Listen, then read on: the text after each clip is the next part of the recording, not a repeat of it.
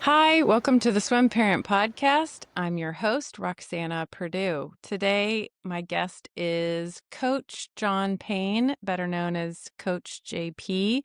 He coaches at the club where my daughter swims, and he's also the master's coach. So I've gotten to know him a little bit in between lap swimming. He's one of the first people I thought of when I started this podcast as someone that swim parents can learn from, both being a parent and a coach, and with over 30 years of experience in swimming. Please enjoy my interview with Coach JP. Coach JP is the associate head coach and the master's head coach of the TAC Titans in Cary, North Carolina. The Titans are a USA Swimming gold medal club currently ranked 7th in the U.S. Coach JP has over 30 years coaching experience at all levels of competition, from the youngest beginner to elite professional and Olympic athletes. He's also a husband and father of 3. He's active with both USA Swimming and North Carolina Swimming. He's worked with USA Swimming's National Open Water Select Camp, National Select Camp. He's worked with Olympians, including Titan swimmer Ashley Twitchell, who went to the 2020 Olympic Games in Tokyo. You helped develop the North Carolina Open Water Select Camp and Zone team. And you were also the head coach of the USA Paralympic team in Paris last summer, 2024. You've been busy. You've done quite a bit. Yeah, I've been really fortunate to have worked with some very talented athletes and have had a support system that's allowed me to go out and do those things. So yeah, very, very, very fortunate and blessed. But the majority of the year, I stand in a corner of a outdoor pool watching people go back and forth. So that's 95% of the existence. That you covered the 5% that's above the The surface of the highlights. water. Yeah, Right, the exactly. highlights. I would like to name drop a little bit. You've worked with, so we mentioned Ashley Twitchell, who is Yep, an Olympic open water swimmer. You've also been working currently with Becca Mann, correct? So world yep, championship swimmer, open water swimmer. You've worked with some para swimmers, including Paralympian Morgan Stickney and Hannah Aston. Is that correct? yep, yep. Yep. Were you coaching at TAC with Claire Curzan as well? Yeah, she was there concurrently with me. I never directed her training program, so my involvement with her development was peripheral. But I've got a good relationship with Claire as well, and hear from her occasionally to help get some things sorted out when she needs some help. So we've still got a good relationship. It's always fun to see her swimming with the TAC Titans cap on Yeah, yeah, yeah, yeah, yeah. some of the meets representing TAC. So that's fun to No, see. she's a fantastic young lady. Well, so thank you so much for talking to me today. I know that you are a busy coach, but I'm thrilled to talk to you, not just as a coach with over 30 years experience at all these levels, but you're also a father whose kids played multiple sports. Yep. And you were also a swimmer and have also been a multi-sport athlete. So I'm super excited to talk to you from all those perspectives together, and what we can, as parents who are maybe either beginning or only partway through this journey with our kids, what we can learn from you. So thank you for your time today. Yeah, happy to be here. So because we talked about some of these successful and elite swimmers, what would you say are some of the characteristics that the most elite and successful swimmers have? What can Uh, parents learn from successful elite athletes? they absolutely love it. Hmm. Like everything about it. Like elite open water swimmer level, right? Those athletes are typically going low end 70,000 meters per week, high end, particularly the European athletes, they're in the 100,000 meters per week. Ugh. Um, I mean, that's a That's unreal. lot. That's a lot of swimming, right? Mhm. Uh, so How they many hours would you say that is? Just for people who maybe wouldn't understand yardage. Yeah, okay. Yeah. So you're looking to get 100K in, you're looking at probably 2.5, we'll say it just to make the math easy, 2.5 hour sessions twice a day. So that's 5 hours a day, 6 days a week, roughly speaking. So you're in the 25 to 30 hours of swimming Mhm. on, and then you layer, whatever strength and conditioning and recovery and all that kind of stuff on top of that. Mhm. So, that's a full-time job, and it's not easy from a physical standpoint. And so you absolutely have to love swimming, everything about it. It's the lifestyle, the training, the travel, all that goes into that. And if you don't, you're not going to have the sustainability for it. Mm. And just stringing together 100K weeks for a few months on end is not an easy task. It's like it's a job, but it's a job you love. Mhm. And so even in the I love my job. There are some days I don't want to show up for my job Sure. because it's long and all of that kind of stuff. But the you love it. You've made a commitment to try to see if you can accomplish something. And so, regardless of how you feel about it at any given moment, you show up. Mhm. Mhm.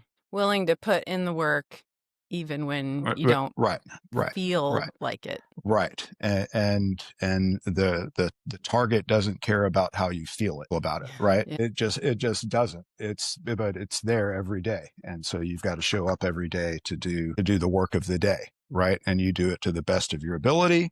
And some days maybe you're killing it, and some days it's a slog and it's a struggle, and you go, oh, well, that's what it was. And then you move Mhm. on to the next day.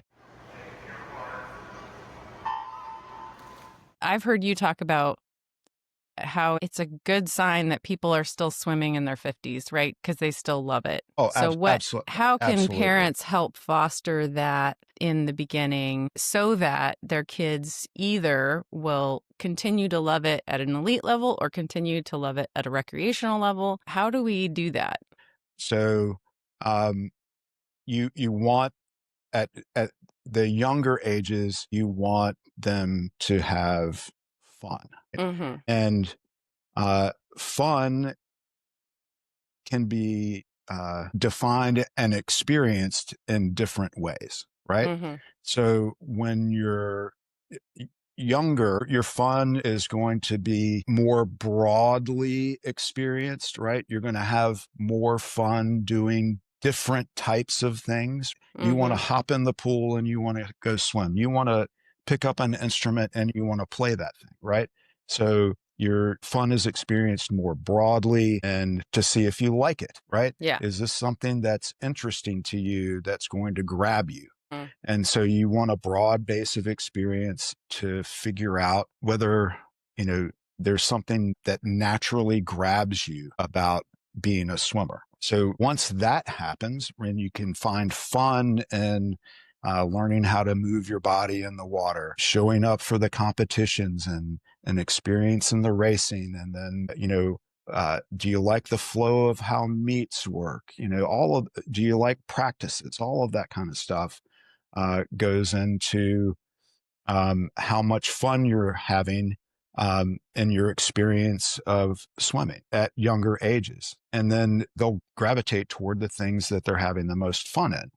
And part of that fun is also, where does that kid start to feel like they can become successful? Mhm. Right. And by successful, like you said, it doesn't mean going to the Olympics. It means, to me at least, experiencing enough consistent improvement for it to continue to be engaging. And that can start to scale um, from the time where kids are 12.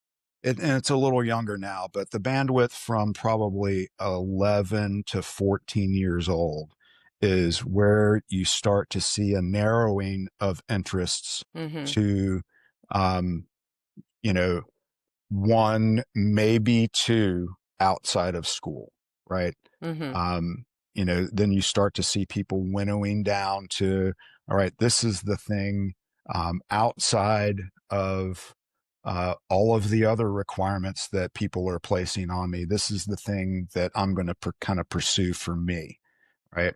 And that's where it changes from that broad surface level kind of fun to the fun of pursuing um, a goal or an aim, or however you want to characterize that. And as long as kids can see progress toward that, right? The goal's meaningful and the progress is consistent enough to say, I'm on the right track. They'll continue to pursue that, right? Mm-hmm. And so that's, back to it's fun here. Well, as long as you can manage to evolve the definition of fun as you grow up so that it continues to be fun all the way, right? That pursuit of this thing that you're seeking, and you can get enough improvement over time. You go, yeah, this is cool, and I'm making it.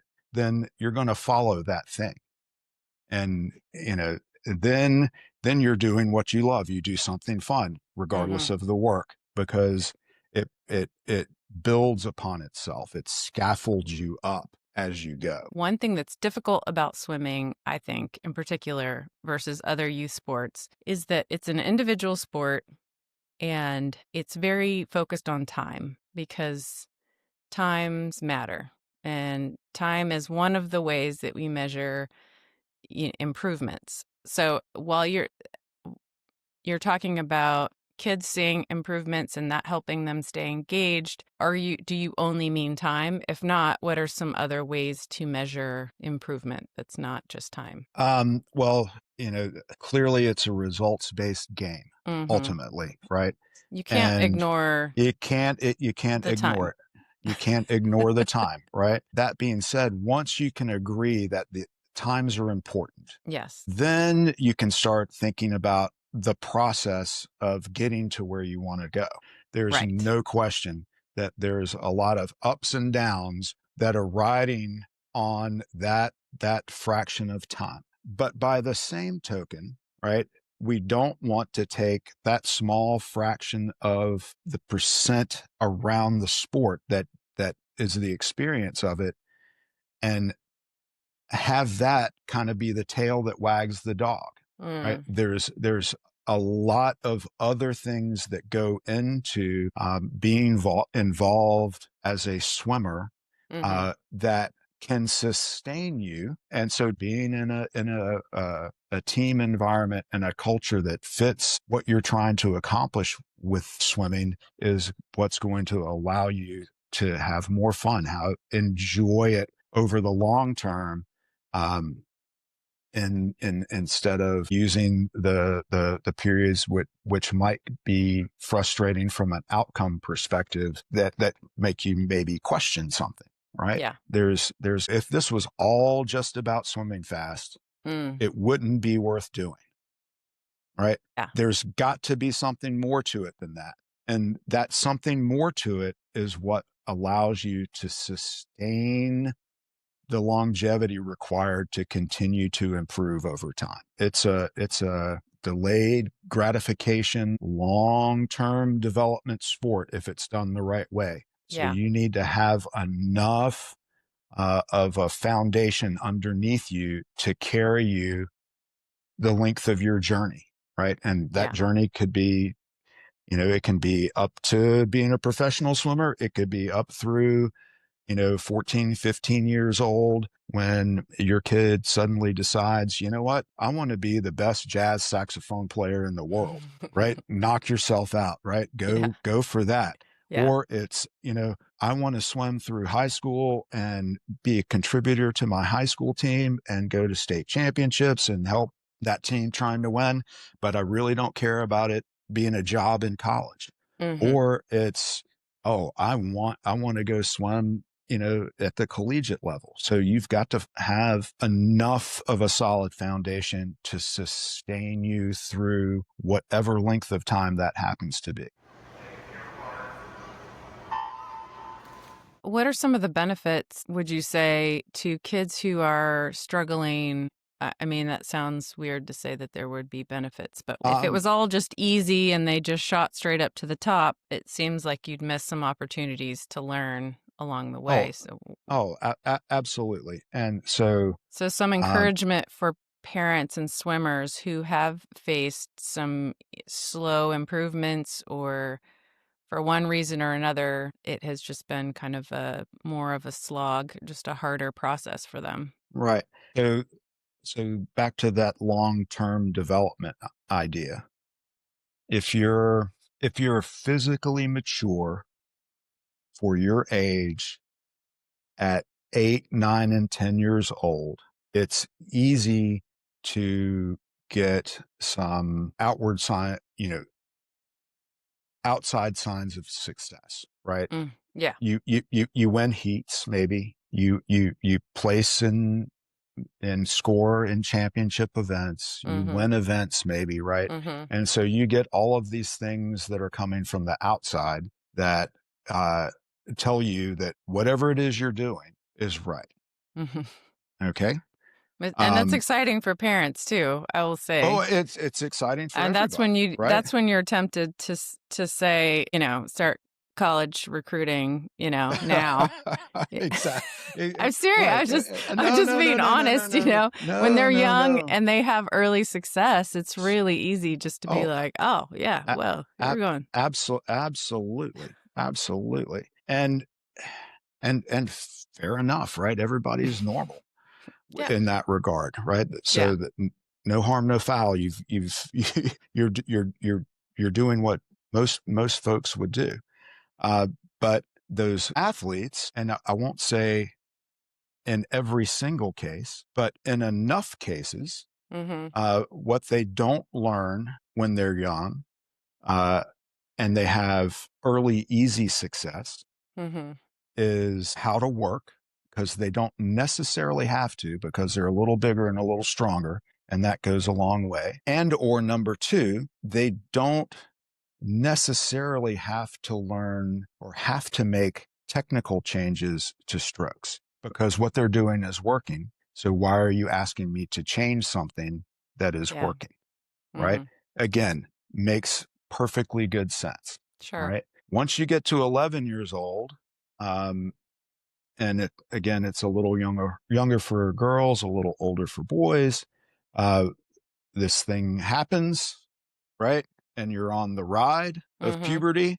Mhm. And at the end of that uh, ride, you may be in the same place kind of where you were relative to everyone else in terms of size and relative strength. Mhm. You may be level with people who are below you in terms of relative size and strength, or you may be below, right? Yeah. Because you started your growth early, right? So the most important things that can come out of those young years is, did you learn how to work? Mm. And can you make changes? The people that learned how to work and make changes are more often able to be successful as they grow through the sport, because they have those two skills. Some, not all, but Yeah. some athletes who have had what some would describe as easy and early success didn't take advantage of the opportunities uh, to learn how to work and to learn how to make changes. And then as they've gone through puberty, those habits of movement and thought, Mhm. right, Mhm. become more hardened, Mhm. right, and more difficult to break. So Yeah. you can see them start to struggle as they go through high school, Mhm. where others who were maybe second, third tier Yeah. when they were 12 and under, all of a sudden, where did they come from?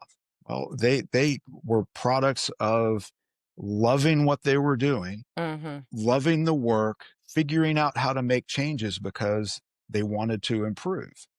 Um, and not that the other kids didn't want to improve. Their experience of how that improvement was coming, it was different, right? It was, oh, it's innate, it's in me, I will always have this. Well, no, not necessarily, Mm-hmm. right? Whereas the kids who uh, were a little bit more challenged figured out how to rise to that thing, Yeah. right? And Mm-hmm. that's the skill that's going to sustain them over time, Yeah. right? Not what they started with, but what they could develop with what they started with. Which is again a completely different mindset from, oh, I've got everything that I need and I'm just going to be great. Yeah. I'm always going to sustain this Yeah, level right. of success all the way to the top. It is a smooth ride. I am super interested in that. I mean, some Olympians, they do start young with success and they have just gone. So clearly there are people Oh, who absolutely. learn to adjust and push through. They had early success, but that didn't hold them back and they have just continued to excel. So Right. And that's pretty fascinating. oh, absolutely. But the But equally as fast, I'm also fascinated by the ones who didn't have the early success. That's the stuff that movies are made out of, right? Like right, they right. struggled, they fought hard, they were, it's like Michael Jordan not making his high school basketball team, and then obviously going on to be an incredible, legendary basketball player. So I think both of those are super fascinating extremes, right? Like not everyone's Right. going to go to the top, but I think it's pretty interesting, Well, yeah, and those journeys. yeah, and everybody's story is different. If you looked at people at an elite level across time, right? There's probably some single digit percent of those people who achieved at a very high level, um, who were um, who found the right activity that exactly matched their physical and genetic makeup Yeah. from the time that they were 5 years old or two or whatever it happens to be, Yeah. and they went on the rocket ride to astronomical stardom. And Yeah. then you have another single digit percentage of people who started off with the absolute worst hand you could possibly be dealt. Mm-hmm. And somehow, some way, Disney found them, right? And they rode, they climbed, they did Mm-hmm. everything that they happened to do, that they were destined to do, we'll say, to Mm-hmm. get to the top. And Mm-hmm. then there's the rest of us, right? Yeah. Which have half of this, a quarter of that, maybe a smidgen of interest in this. And Yeah. I'm really distracted by that. And I could do that all day and not really want to do this other thing over here. But somehow, through desperate fact of being a normal person, get to that level as well, Yeah. Yeah. right? Yeah. And we want to focus on the rocket rides and the hard climbs, Yeah. right? Yeah. And there's this vast There's a lot in middle, between. Yeah. there's a lot of this stuff in between where you can get to those same levels. It might not be the worst ride in the world, and it might not be the smoothest ride in the world. But if this is what you love to do, Mm-hmm. and you're willing to put in the time, and you're willing to be patient with your development, you Mm. can get as far as you want to go, right? You Yeah. might not have time to go all the way to your potential because life takes you in a different direction. But there are more of us who have to show up every day Mm-hmm. because we're not on the rocket ride, but we're also not struggling, but we still have to show up every day Yeah. and learn how to work hard, learn how to make changes that are going to push us forward. Um, be patient with incremental improvement. Be excited about, wow, we got better today, right? Mm-hmm. That happens too. Yeah. right? But not get so caught up in all of the ups and downs, but be there because, you know what? I can't wait to go to practice at 3:30 in the morning because I get a chance to get better today. Did you say 3:30 in the morning? Yes, because I've Okay. been up since 3:30 in the Oh my morning. Yes. gosh. But yes, yes, Whew. 3:30. Something happens in the afternoon at 3:30 at a pool, usually. Yeah. People are trying to get better, right? Yeah. And so you want to be a part of that. Yeah. Yeah. That's awesome. That's good stuff. That's good advice. I've heard you talk about swimmers being coachable, like as a compliment, that a swimmer is coachable. Could you tell us what is a coachable swimmer? Well, we spent, I guess, about 10 minutes ranting about being able to make changes. So part of being coachable is being able to make changes, number one, right? Mm-hmm. Mm-hmm. Do you have the physical capability of making changes, right? Uh, and then the second piece of that is being willing to make changes, Okay. right? So Okay. let's go back to that 8, 9, 10-year-old athlete who was physically better and stronger than everybody else. And as a coach, I know that the way this kid is currently swimming has a terminal velocity, meaning that movement pattern, that stroke can only get so fast at a Okay. certain point. You can't muscle it Yes. any farther, Okay. right? Right. There are technical limitations that you're going to run up against, Mm-hmm. right? Well, if that kid in their head is going, why should I make that change when I'm winning everything right now, right? Mm. And they're focused on this moment. Again, congratulations, you're normal, right? Okay. You're 8, 9, 10 years old, and you're getting heaps of praise dumped on you because you're doing so great, right? Mm-hmm. Well, being coachable at 15 after you've cemented that movement pattern into you've hardwired that into your system, and I'm asking you to fix something that's suddenly become a liability. Mm. Well, that's a hard thing to do, right? You have to rip the wiring out of the house, right? After the Yeah. house has been built and rewire it. And Yeah. then you're going to go through a place where you're not going to be performing very well. Do you have the stomach for that? Do you have the time for that? I don't Mm-hmm. know. You can never tell with that kind of stuff. So Yeah. that's an aspect of being coachable.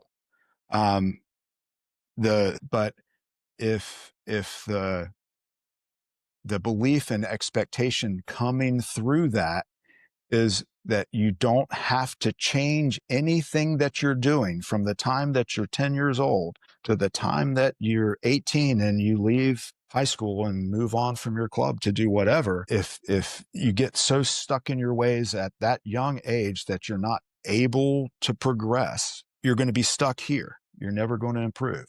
Mm. So, having that ability to be coachable, make changes, be willing to make changes, be willing to go through not being faster maybe for a while as Mm-hmm. that change starts to manifest itself over time, right? Back to the patience piece of it again. So, that's, it can be seductive early if you're really good. Those are that the long view is really, really important to sustain somebody through not just swimming, but anything that you want to try to pursue at a high level. We're mid-season with short course. What advice do you have for swimmers and parents for the second half of short course season? Are things moving in a more positive direction than not? Right. Mm-hmm. Um, and, you know, times are an indicator of that. Times, and depending on how old the athlete is, right? If year on year you're a little bit ahead of where you were last year, well, Mm. then that's a positive indicator. If you're kind of where you were last year at this point in time, then so far so good, right? If you're a little bit behind maybe of where you would have liked to have been or where you were last year, then, that gives you, okay, well, there's some stuff that we need to maybe look at and see where we could, uh, do some things differently, do some things better, and, change course. You obviously you want to take, if you've got positive feedback, you want to enjoy that and let that carry you through, and into the spring.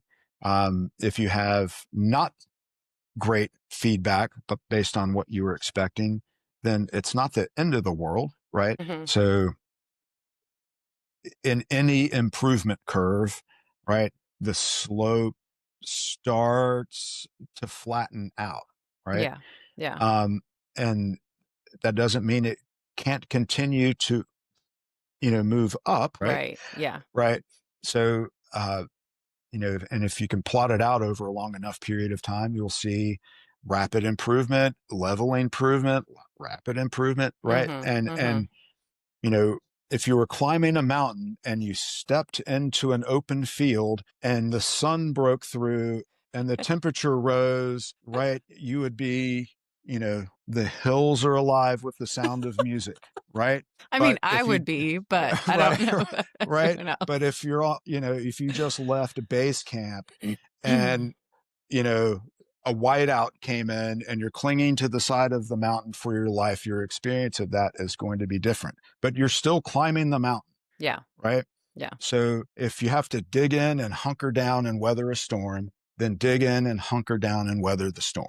Hmm. If things are looking awesome, then, sing out loud for all the world to hear, right? Hmm. And enjoy that and carry that momentum forward. Yeah. But you can't stay there and you can't stay stuck where the gale force winds are.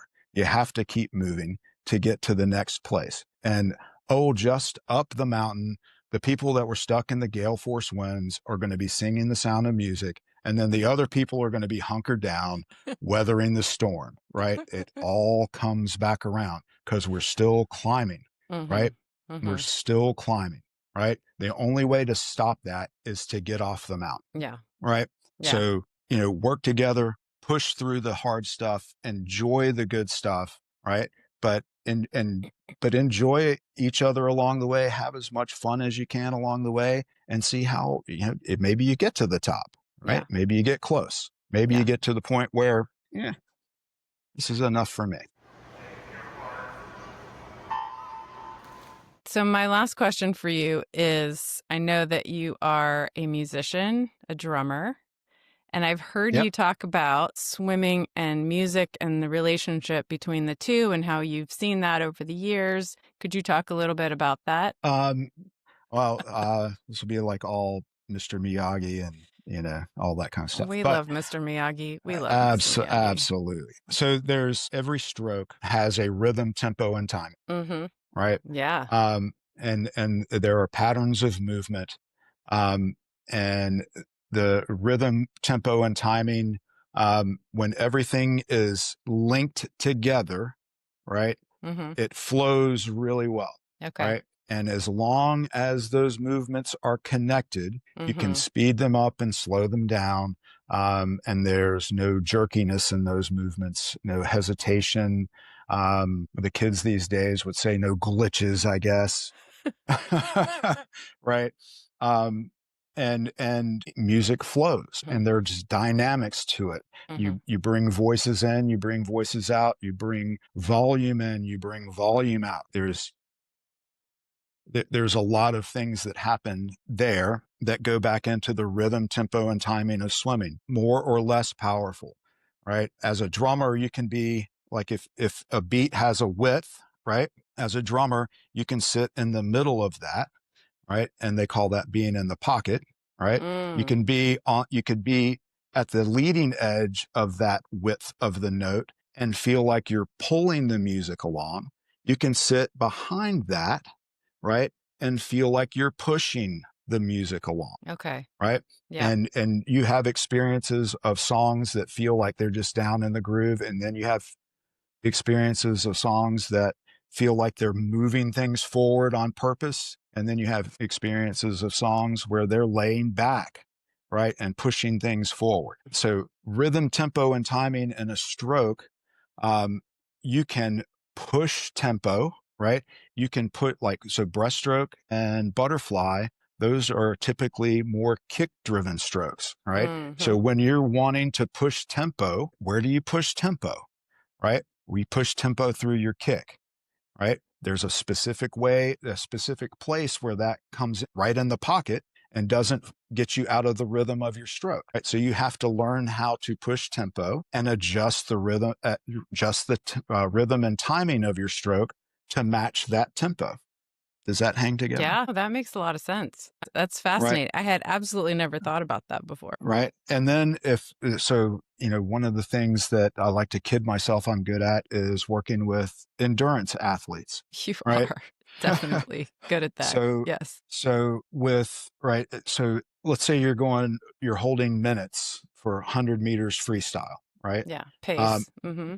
for pace, right? There's a rhythm, tempo, and timing to your stroke based on that distance per stroke. So I can set up a click, a metronome, Metronome. right, to that, right? So when you're swimming distance events, you need to know what your click is at Wow. any given gear, Wow. right? Mm-hmm. Right. So everything about your stroke fits into that click, right? Wow. And so there is a lot of overlap in my crazy head about that connection.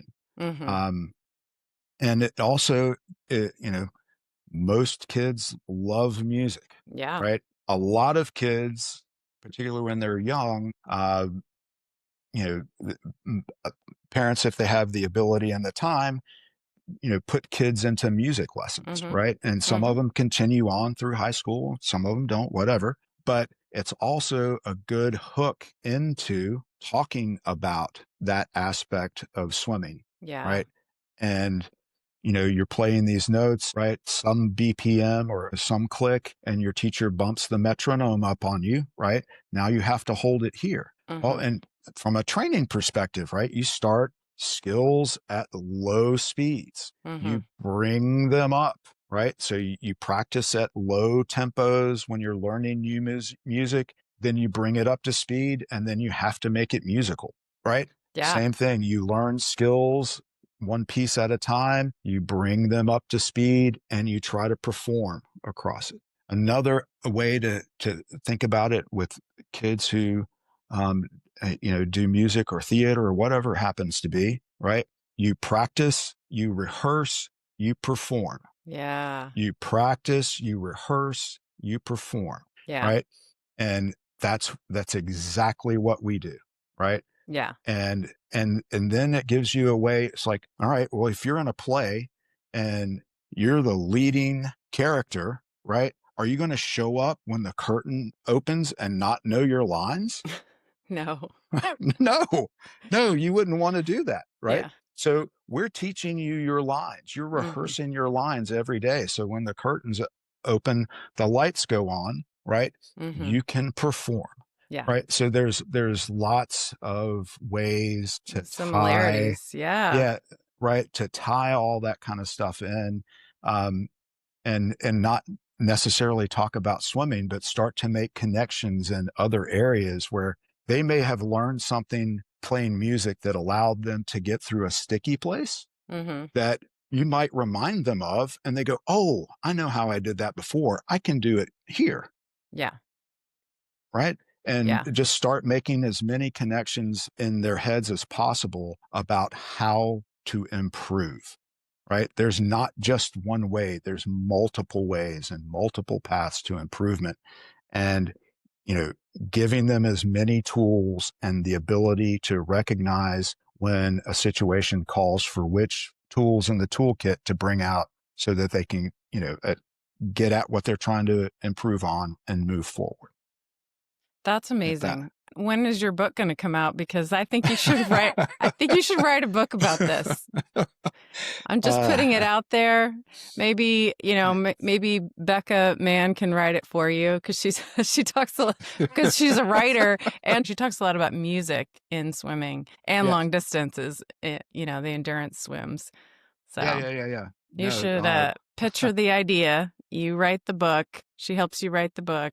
I love it. I just need somebody with me to write down these things because I never can. That's what I mean. Becca's a writer. I'm just putting it out Anyway, there. This is well, going to happen. All right. I hope that wasn't too No. crazy of a rant on that. No, that was amazing. I think so many people will relate to that because there's a lot of people who have relationships with music on different levels. And to tie that into swimming, that's fascinating. I had absolutely never thought about that before. So thank you. Yeah. Oh, well, thank you so much for your time, JP. I know you're busy. Where can we find you? I'm already laughing. Where can people find you online and in social media? Nowhere. Nowhere. I'm a ghost on social media. All right. So, that's fine. That's best. Yeah. They can get in touch with me through you, my agent. Yeah, right. Your podcast agent. Exactly. That sounds good. All right. Well, thank you so much. You've given us a lot to think about, lots to process, think through, learn from. So thank you for your Mr. Miyagi ways. We appreciate that. Hopefully there was something that somebody could tease out of that somewhere. Oh, no, there's a lot of good stuff. Yeah. So, all right. Thank you so much. You're welcome. If you enjoyed my interview today with Coach JP, please like, subscribe, follow, and share with your friends. You can also rate and review. That helps me a lot. And please leave comments on what you enjoyed and topics that you'd love to hear about in the future. I'm wrapping up my first mini season of podcast episodes. So thank you so much for your help and your support and sharing the reels and liking and following and subscribing. I really appreciate everyone's support with that. This will be my last episode for 2025. So happy holidays, happy new year. And please check back in 2026. Thank you for listening to the Swim Parent Podcast.